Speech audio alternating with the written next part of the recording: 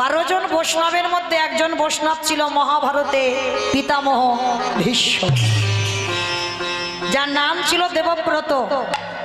12 জন বৈষ্ণবের মধ্যে তিনি একজন বৈষ্ণব। তাহলে ভালো করে চিন্তা করে দেখেন বাবা, সেই বৈষ্ণব হয়েও যিনি আজীবন ব্রহ্মচর্য পালন করলো, বাবার সুখের জন্য নিজে সংসার করলো না।